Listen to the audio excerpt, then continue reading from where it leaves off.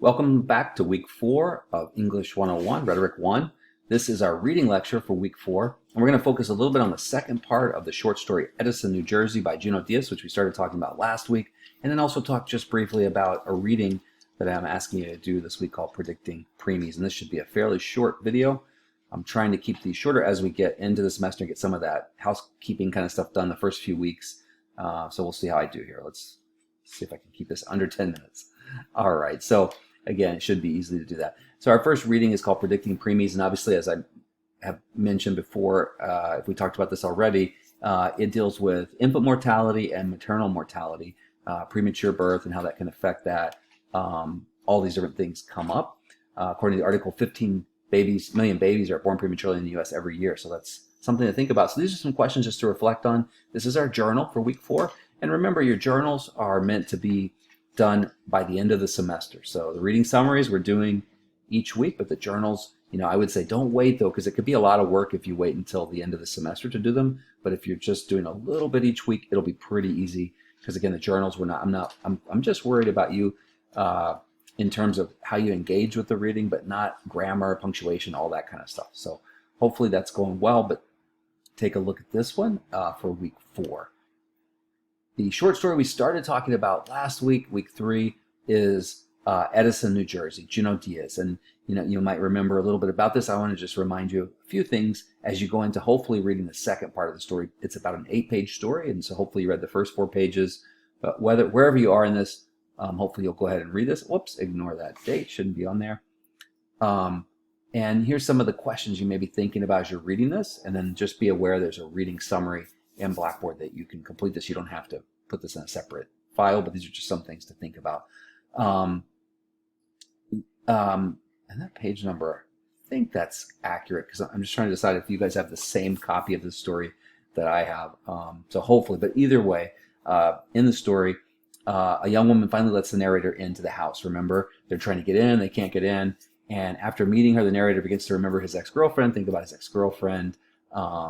What do you think is about the young woman that makes the narrator think about his ex-girlfriend? So think about the reading as you go through it, and this is just something to consider. You don't have to put this in the discussion board. Remember, the discussion board is just as if we were in class together, having a class discussion, bringing up ideas. If you want to kind of riff off of what somebody else says, and I didn't say rip off, I said riff. That was hard to hear. It sounded like I said rip off.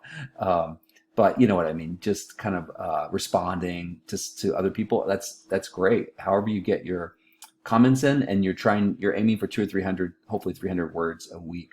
And this is a way of just practicing and expressing, some of the ideas we have about the reading.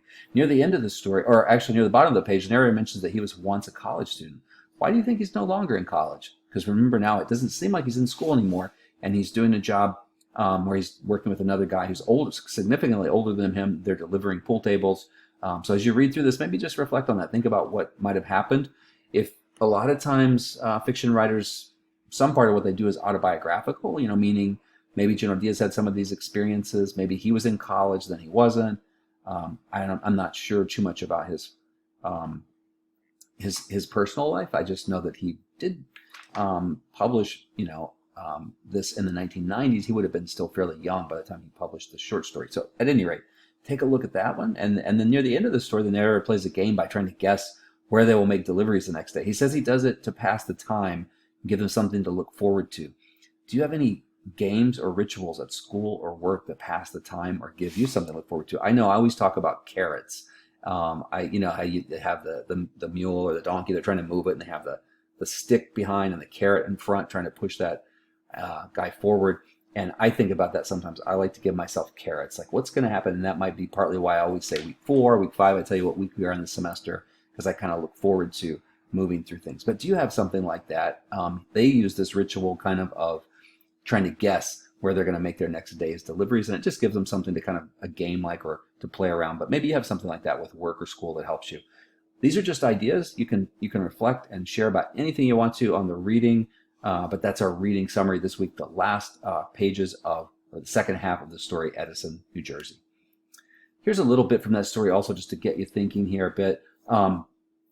This is talking more as we get into the story. The second time we bring the gold crown, the heavy curtain next to the Door swings up like a Spanish fan. A woman stares back at me and Wayne, too busy knocking to see. Muñeca, I say, she's black and unsmiling, and then the curtain drops between us, a whisper on the glass. She had on a t-shirt that said, "No problem," and didn't look like she owned the place. She looked more like the help, and couldn't have been older than 20, from the thinness of her face. I pictured the rest of her skinny. We stared at each other for a second at most, not enough for me to notice the shape of her ears or if her lips were chapped.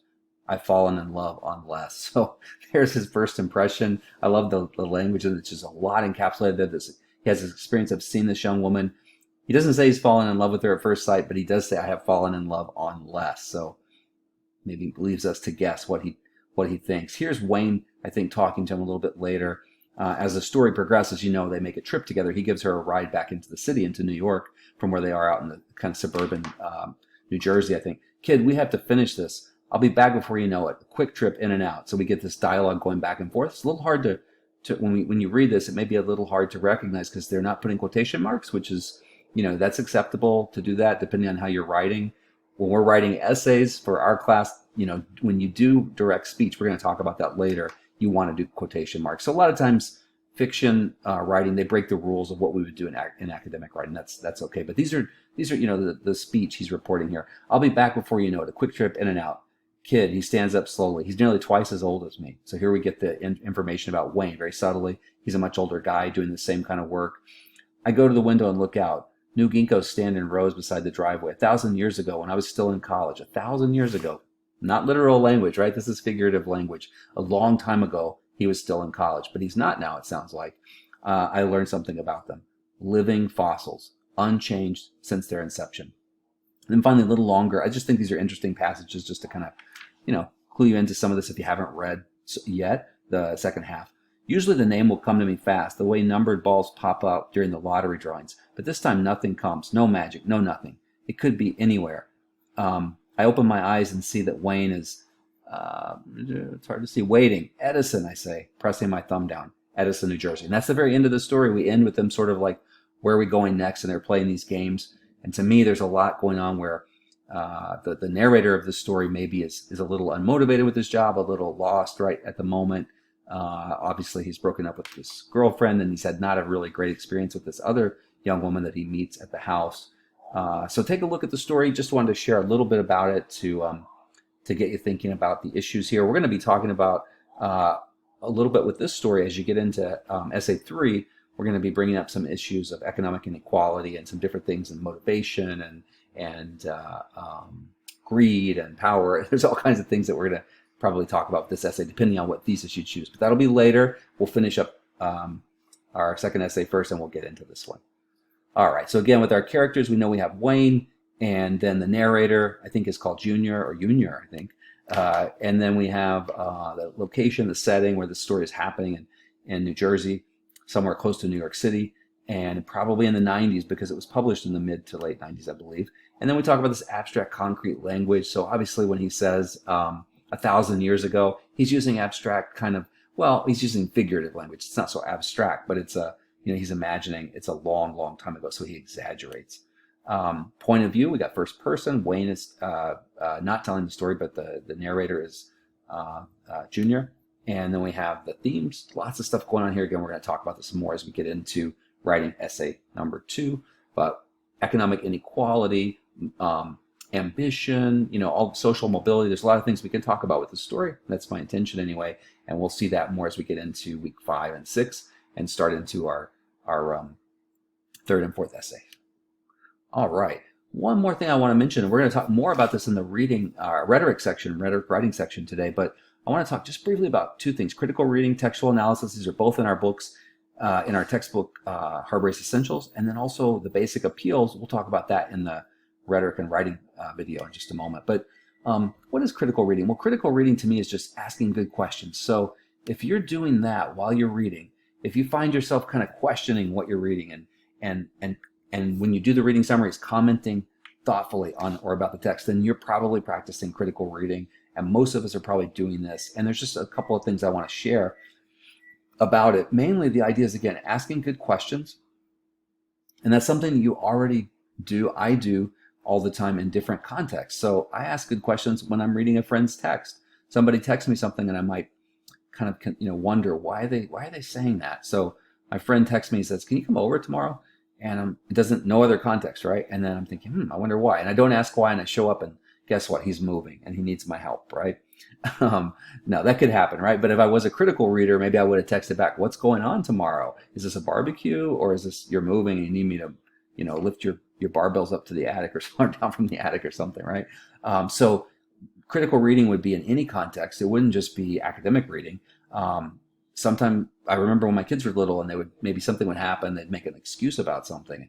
I had to really think, is that, that's interesting, and really question that. Watching a movie, sometimes I'm thinking, is this plot believable?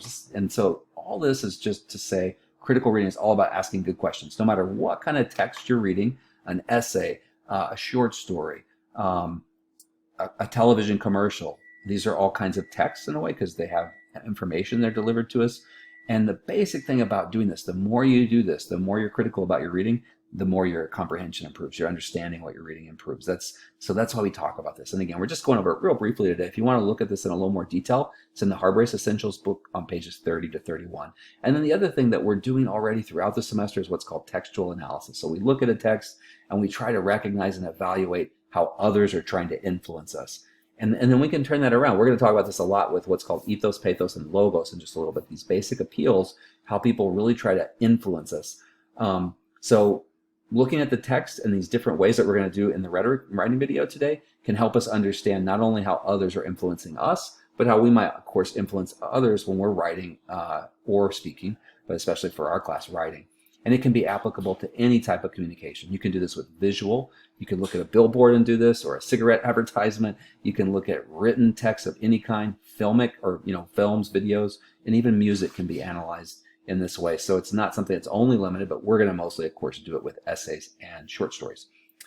All right, that is all I have. So I hope you guys have a great rest of the week. And as always, with all this reading stuff that we're doing, if you have any questions, send me an email.